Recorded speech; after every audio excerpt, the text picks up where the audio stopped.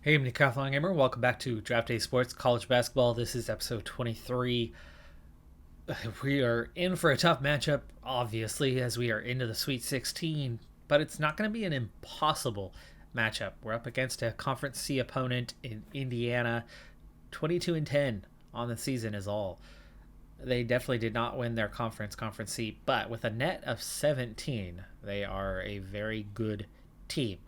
They're definitely the favorite, but according to our scouting report, we've got at least a bit of a chance, and we are favored at two positions.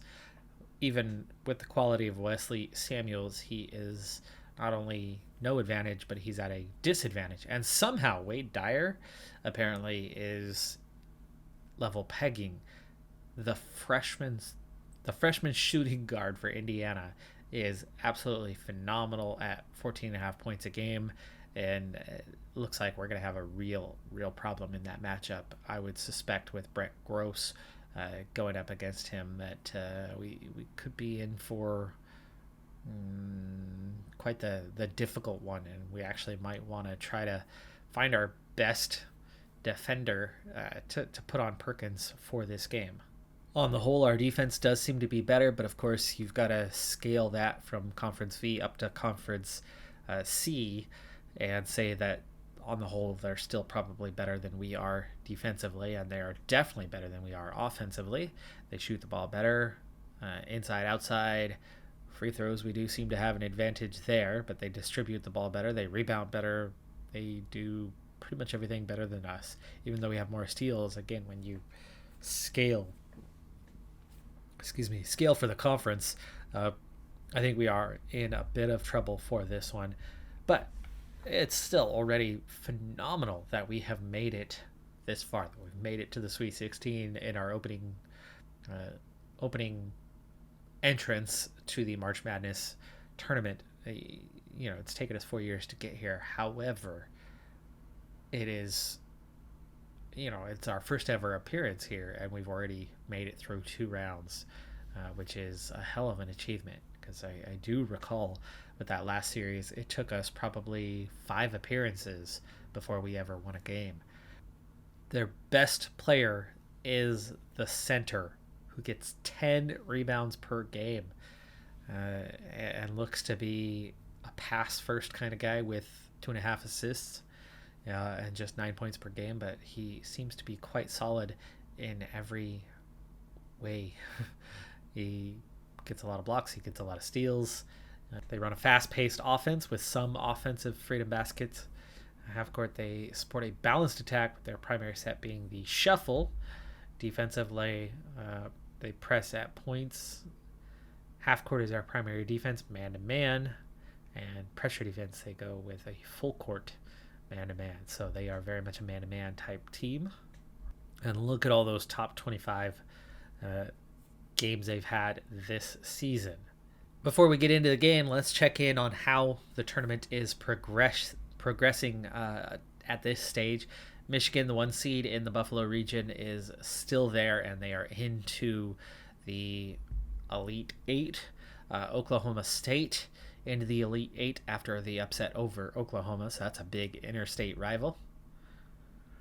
My alma mater getting knocked off by Oklahoma. Indianapolis region, the Elite 8 are also set here with Memphis over Omaha and Tennessee losing to Georgia. So Georgia with the upset there. That's a 6 seed. In the Tampa region, we have Duke and Syracuse. We have Iowa State and Arizona playing out the Sweet 16. And in our region, Michigan State and Gonzaga. Gonzaga with the upset over Notre Dame. Not that it's a big upset when a 5 beats a 4. And then Indiana. So Indiana, who upset Washington, gives us a little bit better of a chance. If it was Washington, you would know that we most likely would be facing a blowout. Against Indiana, we at least have a little bit of a chance. Now, our path, of course, came with a very, very close victory over Northern Iowa, 2-point victory. George Mason beating up on a pretty easy matchup against Army. They should have handled us, but they did not. Indiana's path has been Utah State, who they beat comfortably, and then Washington, who they actually beat somewhat comfortably, but similar kind of score lines in our two games. They scored a few more points, gave up a couple more points, and just about even on that one, both of us providing upsets to get to this stage, knocking off the 2-3 seeds.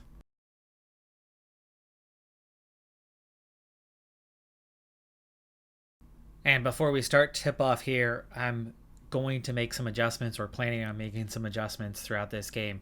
The first adjustment that I've already made is that Darius Q, who is a better defender, is going to pick up Koulibaly instead of Samuel. So I'm switching my post players who are defending.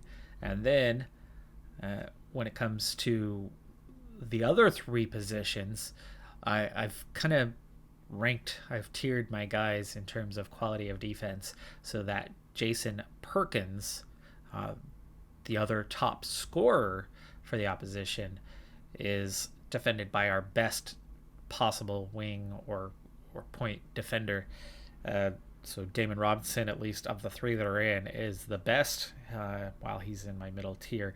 Really, the only high quality defenders we have are Darius Q and Kenyon Geyer. So Geyer and Q, whenever they're in, they're going to be guarding those two guys.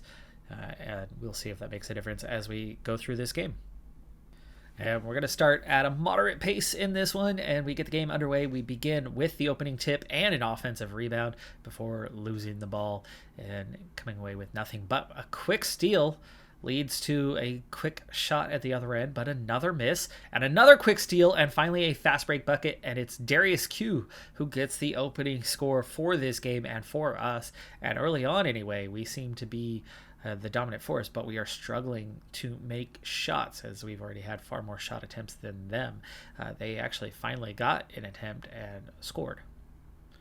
So shooting percentage could be a factor in this one here early on, as we look to have another steal there, but it ends up in a personal foul on Darius Q. Geyer with the three-pointer on that one, his first make, third attempt.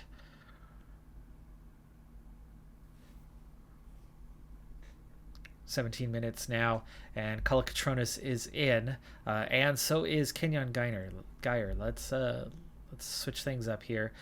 Robinson, go ahead and guard Kittles. That's your standard. Let's get Geyer on Perkins, and then Kalakatronis on top guarding Alvin. Kalakatronis is in that middle tier. So Robinson, Kalakatronis, and Archie. I don't know if Archie's going to be playing it or not, but if he does, those are the guys. Dyer and Gross are definitely the ones we want to keep off of Perkins. So far, Perkins has yet to score. He's 0 for 1, so that's a good sign. Koulibaly has scored, but he's only been allowed one shot, so only 2 points from those top two guys so far. Of course, they've only scored 4, but that's part of the thing, right? We've played 3.5 minutes, and their go-to guys have only scored once, and therefore their team has only scored twice. We, on the other hand, are having the same issue, but that's another matter. I think we could easily be down like 5-10 at this point if we weren't in these matchups. Finally get the ball inside, but it looks like we got a dead ball situation. Resets clock a little bit. Ooh, fed it inside well that time. We were at the right place to score, and instead it did not come together the way we wanted. Forced a miss on that one. Samuel's second rebound for him already. And this defensive struggle continues.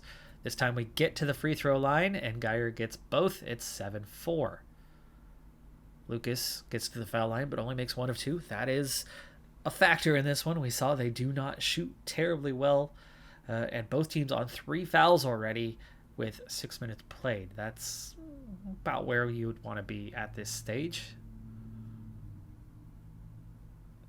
1 foul every 2 minutes means you'd get to 10 fouls right at the end of the half. It's not a bad place to be at that point. Just reaching double bonus. Certainly not terribly worrying, but both on 4 now, as we've played just another minute.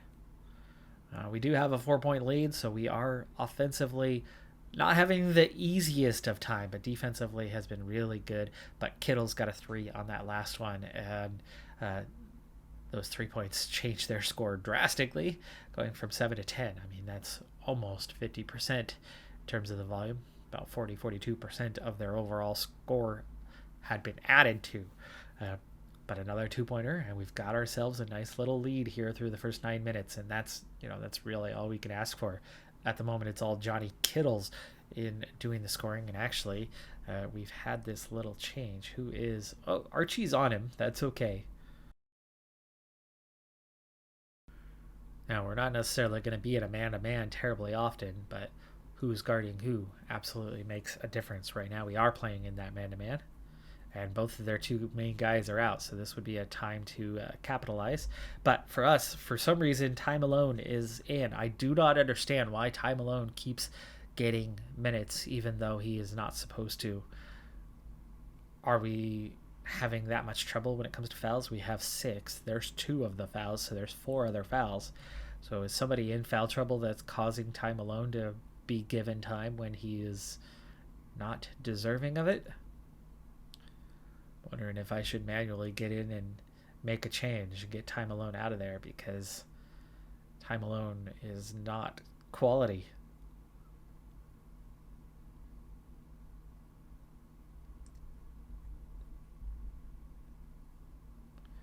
Samuels has 0 energy left, but he's played 12 minutes, so he's on the bench to recover. But Darius Q, how are we looking in your 8 minutes? One foul for Q. Let's get Q back in there.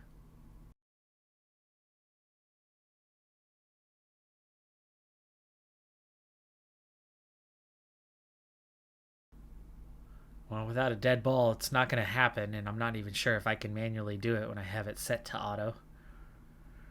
But so far, so good. Archie, a couple free throws there. Maintains a 4-point lead for us. One that we've been kind of hovering around for a while now. They'll close the gap, and we then quickly extend it again. Okay, Q's back in. We're good.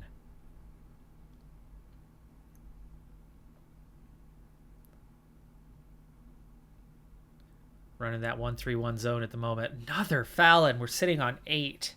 So they have limited their fouls here recently, and I think that's part of the reason why we're holding a very slender 2-point lead right now. But McIntyre gets his first rebound of the game, and Q goes down to the other end and scores on just his second field goal attempt of the half.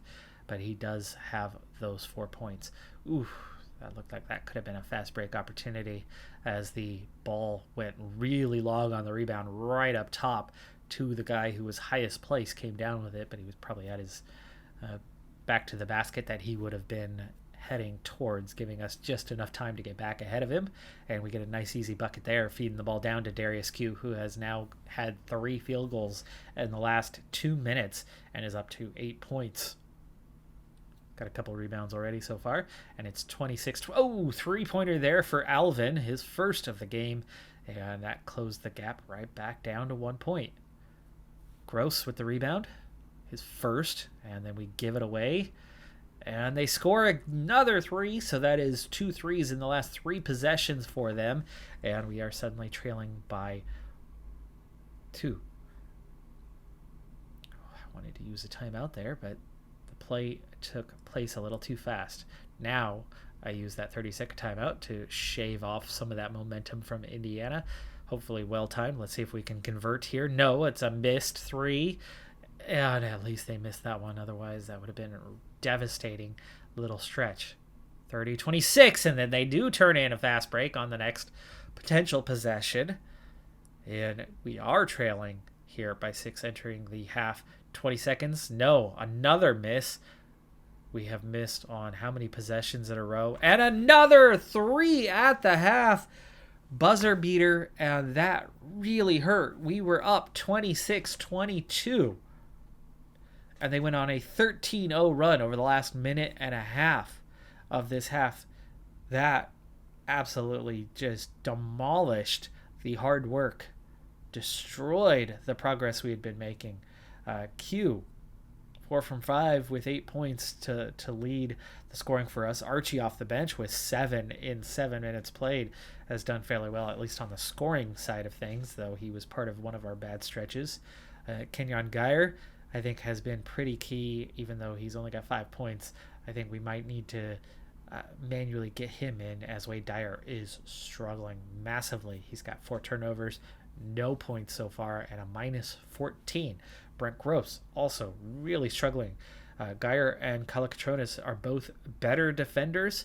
I think we need to see more of them in the second half. I mean, the minutes slightly favoring these two, but the performance of the team when these two are on has been significantly better than these two. Those guys just not matching up terribly well. Neither team scoring in the paint very much. Really settling for outside shots. I would imagine there's a lot of three-pointers attempted. 10 from 32, 12 from 28. Nearly half of Indiana's attempts have been from 3.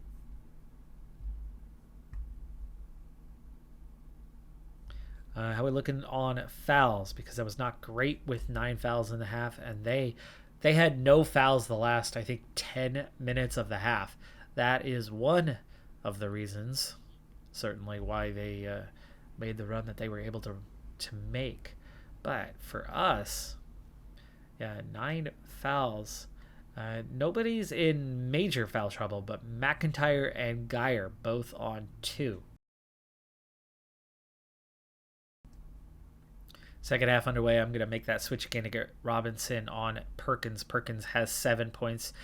Koulibaly has 4. Kittles is the one who kind of started that rough stretch, and he has started well here in the second half as well with a quick 2-pointer. In fact, they've already scored 5 points here in the first minute of the second half, and we are struggling offensively here, really struggling.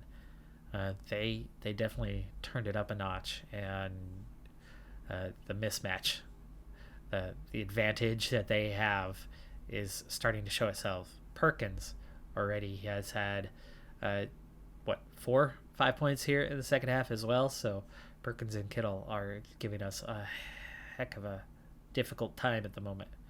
Geyer is on.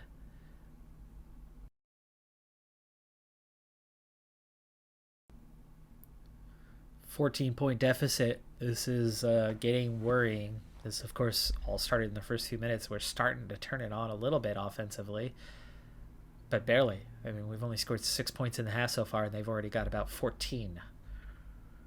15, maybe. Another 3-pointer. This time it's Perkins. Perkins definitely has turned it up a notch here in the half, and they just keep on scoring. It's time for a timeout.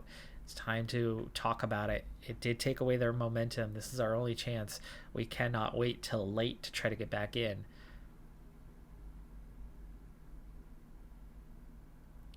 Finally hitting double digits for the half. It took us 7 minutes to get to 10 points for this half, and they've already scored 22. So a 22-10 run to open the second half is just showing Indiana's huge quality advantage that they have over us.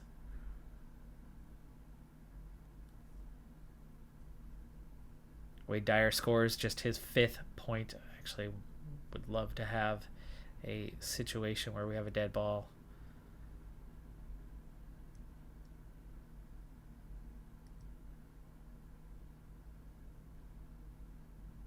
$11 minutes to go. Samuels with the offensive rebound. That's his first. Open at the elbow for the catch and shoot, but we don't pass the ball there. But this time Q gets the offensive rebound. And then Q turns it over. Maybe traveled. I'm not sure what that one was, but nice inside pass there, and Q finally gets to double digits. He has 10. Samuels has 10, but he's taken 11 shots. So today he is being very much the player that we occasionally fear that he would be. He is not shooting well, but he has a very high volume. 3 makes, but 11 attempts. So that's 8 wasted shots right there, 8 wasted possessions with all those misses. Now, of course, you're going to have misses, but you want to be so much closer, especially for a post player, to be around 50%. He's wasted at least 2 possessions for us. 4 points wouldn't make a huge difference, but 47-61 is certainly more manageable than what we're seeing right now, trailing by 20 points now.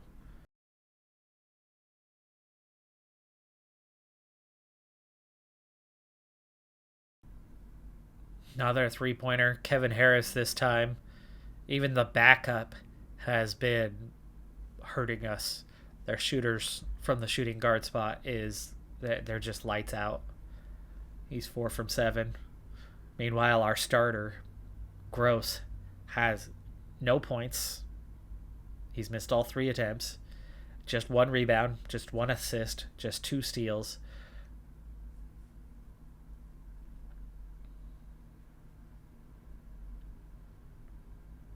And we trail by 21. This thing is definitely over.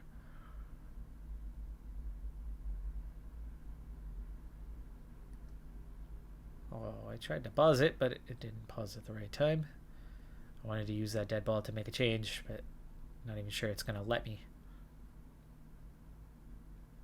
5.5 to play, 22-point deficit. I want to say it's holding, but it's really only been holding for about a minute.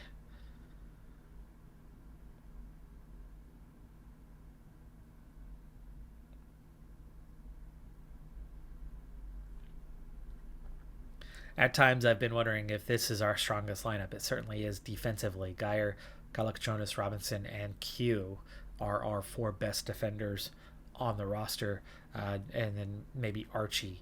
So if Robinson was playing, that's your best defensive lineup that we can manage.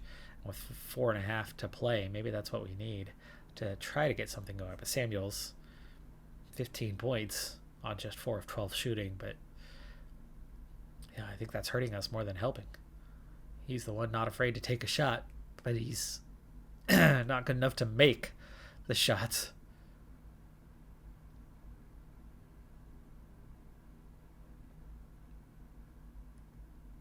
Oh.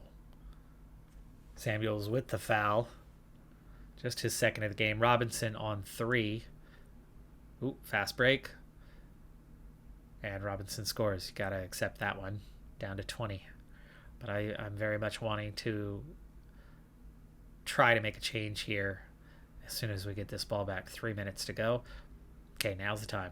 So we are going to use a 30-second timeout. And we're going to go in and make changes. Samuels is coming off in his place. All right, we took out whatever momentum they had. Let's see. It results in a 3-pointer immediately. Kalakatronis comes out of the timeout with a 3-pointer. It's too late, obviously. We're not going to come back, and I can't make the substitutions I want to make, which kind of sucks because you set it to AI, but when you want to make changes, it doesn't let you. I think you should be able to manually do that if you want. Anyway, Q has 14 points. Samuels has a mixed bag, right? He's scored 15, but he's taken too many shots to get there. He has 10 rebounds. Q has 14 points on the same number of shots and just 6 rebounds. But of course, he's had the much harder assignment in terms of defense today.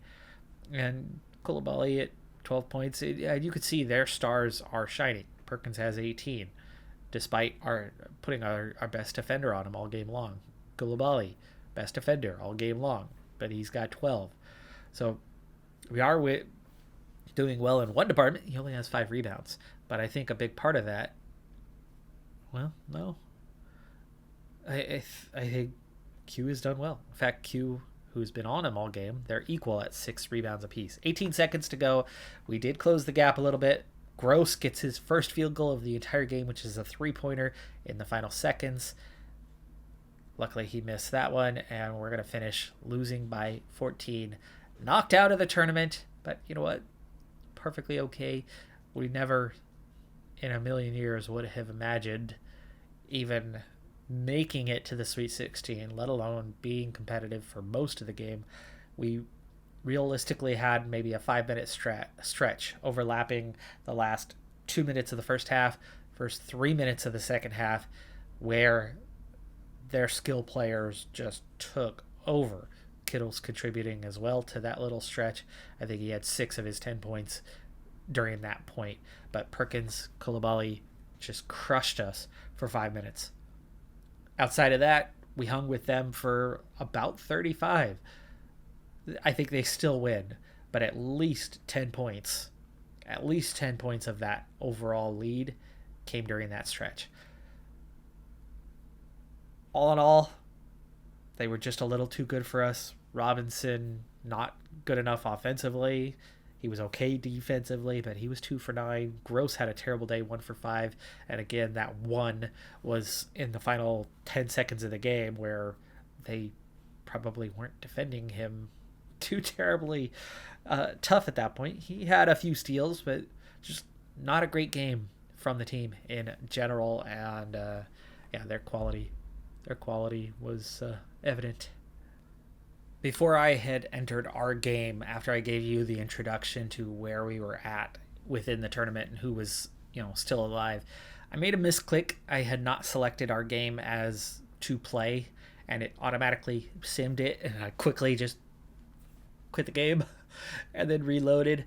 The only thing that changed was that Oklahoma beat Oklahoma State that second time around. Otherwise, the matchups turned out with the same results. Oklahoma then went on to make it to the Final Four, but at least luckily for the sake of they shouldn't have been there anyway, Memphis did win in the Final Four matchup.